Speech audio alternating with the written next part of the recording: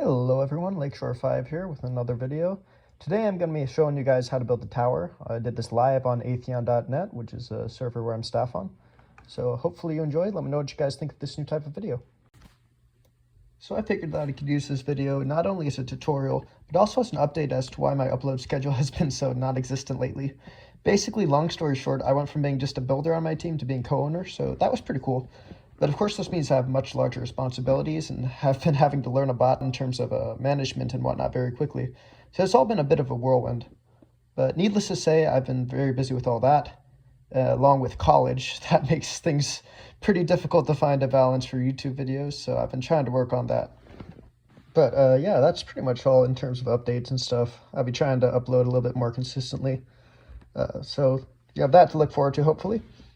But yeah, what I'm basically doing here in the build is I'm trying to build a nice cylinder base for the medieval tower, because I like to sort of do this thing where I do a stone base with big, strong supports, and then at the top I go to wood. It just adds a lot more interest than just making it one block only. So for the supports here, I'm just making a massive buttresses using //stack to build them up like that. But I realized here that it was a little bit too high, so I'm having to break it down a bit. That happens sometimes, even for the professionals. We screw up, like I'm going to screw up here too. But either way, I'm just trying to replace that to be stone so that it sort of has a taper effect like that. Build it down a little bit more. And then I'm going to build this part up just to make the taper a little bit more noticeable, because I really like the way that it looks. But I'm going to redo this one here, turn it back to only a little bit of stone, because I don't like how it looked like it was going into the wall instead of on the side of the wall. But anyway, basically what you do is just select it with World Edit, go to the middle, copy, rotate it around, and then you should have it on all four sides. And yeah, shout out to Maisyx here, who you just saw. She was the one who asked for the tutorial, so without her, this wouldn't be happening. Yeah, so once I finish that, I'm just gonna ignore the detailing of it for now, because I don't really like doing that until the end. But what I'll do is I'll go and move on to the wooden part up above. But in order to do that first, I'm just going to make a slight beam over here, just add depth and stuff. This is pretty simple, just, stone bricks, slabs, stuff like that. Replace that with a block there because it looked a little off. But yeah, I'm just trying to get some depth into the build with that. And now I can move on to the wooden supports, which these are pretty simple, really. You just do big vertical beams coming out of the stone. But yeah, then I can just go ahead and make some arches and stuff on them after I adjust them here, because I screwed up big time. 1.12 server, rip. But anyway, yeah, as you can see, I'm just experimenting with where the placement of these should be, because sometimes you place it and then you realize, well, maybe it should have more depth and stick out more. And then I keep changing my mind. But yeah, then I'm just going to do the base material behind it, which is just white concrete. Pretty boring, but, it's a decent block for a medieval base. Yeah, so once I get that, I'm going to get out some stairs and start the arches on top, which these are pretty basic. You just do little stairs and stuff. And it makes a pretty compelling arch from farther away. Just don't get too close. I like to make them protrude a little like this, though, because it adds a little bit more depth. So when you step back, it just adds some interest and stuff. Then I'm going to do a big beam on top of these things. This is basically just to sort of cap the arches, to make it look like they're supporting something solid. In classical architecture, this is called an entablature, but this isn't classical architecture. But I might throw that term around sometimes, so if you hear it, don't think I'm too much of an architecture nerd, even though I kind of am one. Anyway, I'm going to stack that one up. Then I'm just going to do a little bit more horizontal things sticking out for depth and stuff. Then to take a step back, make sure the proportions are all good, which I think they're all right. And now I'm going to do something that I like to do at the top, which is either transition from a cylinder to a square or a square to a cylinder. Here, of course, it's a cylinder to a square. So I'm basically going to just start outlining a square base on top of the cylinder. And the reason to do this, it just makes it a lot more interesting of a build if it leads you somewhere, going from like a gradual gradient from cylinder to a square or square to cylinder, anything like that. It just makes it a lot cooler. But first I'm going to have to build this box up here just to make it look like it's actually got something at the top, because there needs to be a reason whenever you do something like this. So my reason is sort of like a big balcony at the top, so you can stand up and look around, whereas the cylinder would be like a spiral staircase on the interior if I did an interior. Basically, if you have a big gap though, like I do here, it's cool to bridge it with arches and stuff. just because it makes the space a little bit less awkward. I realized here that it being on the very edge sort of killed the sense of depth, so I pushed it back a bit. Same with this one, I destroyed the details. Select that, push it back, and then yeah, build another arch here, same drill, and then you're gonna see it's going to look a lot nicer with that change made. Just makes it a lot more visually appealing. Add a bit more detail at the bottom, just because why not? I like to connect the bases of the arches, just because it makes them feel a little bit more connected and coherent. And also I needed something to, like a baluster or something to, or a fence to block the player in so you can't just jump off. But yeah, like I'm saying here, the 4-block gap is perfect for arches, especially if you use smaller size of pillars like I did with fence. Generally, I don't like fence as a block that much because it can be overused and messy.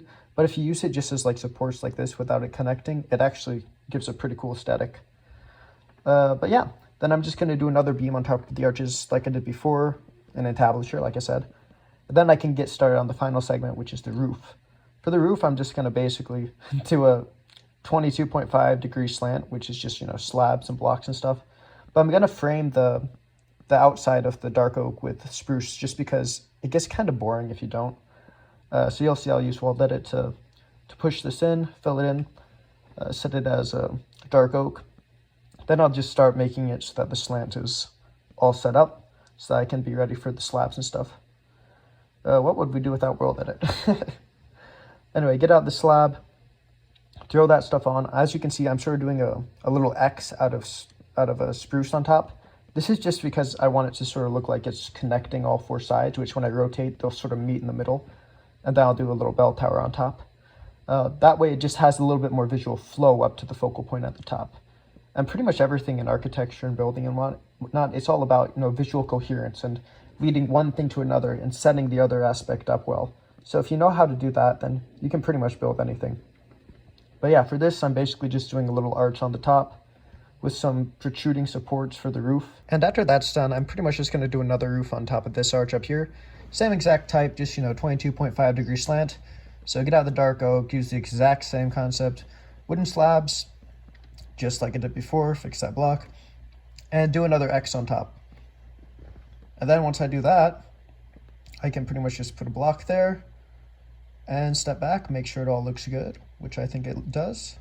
I'll select the whole thing with world edit, and then I'll copy and rotate it all the way around. And yeah, now basically I can just throw in some last minute details, such as the stone brick details that I glossed over last time, but I didn't really actually do. I like to save these for last, again, just because the top of the build with the wooden stuff, if that's way too detailed, then I don't really want to go super heavy on the detail with this stuff down here. So for the wood stuff up there, it's fairly detailed. So I'm just gonna basically stick to some simple arches, then maybe just connect them into like a capital over here. Take a step back, make sure it looks good. And then I'm just gonna do a little bit more stuff up here. I'm starting with wood, but I don't really like the way it looks. So I'm just gonna do stone brick and sort of just encase the pillars up there with some stone brick like so. And what this is to do is just to make it look like they're not just like plopped on top of the stone brick entablature there. So I'm just going to encase it like that, take a step back, see that I want to add the corner there, so I will. And since I'm trying to transition it, I kind of am thinking about doing some like vertical elements to help lead the eye up. So I'm just going to do some little spiky things out of a cobblestone wall and chiseled stone brick. And to do these is pretty simple, just wall, brick, wall, and they just do little nice spikies, as you can see. And yeah, so that flow will be very nice. Take a step back, make sure it all looks good, which I think it does. And yeah, now I can just start working on adding in a floor to where I have this thing here.